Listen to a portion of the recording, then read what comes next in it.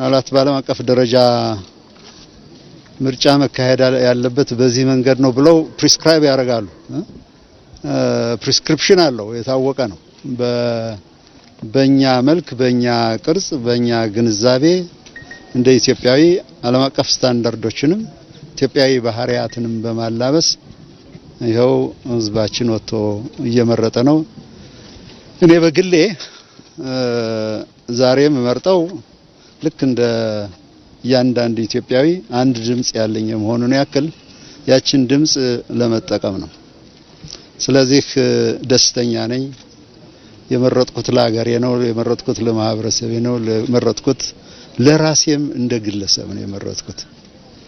በመምረጤ ምልአትነት ይሰማኛል፣ ትልቅነት ይሰማኛል።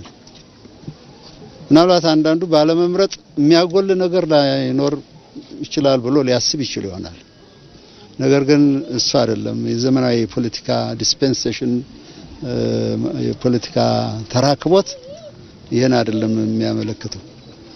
መንግስትም የምትመረጠው በድምጽ ነው የሚለው ምልክት የሚታይበት ወቅት ነው።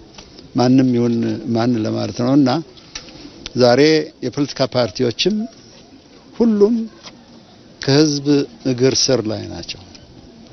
ይህ ነው እንግዲህ መለበድ ያለበት የፖለቲካ ስርዓትም ግንባታም በዚህ መልኩ ነው መካሄድ ያለበት ለማለት ይችላል።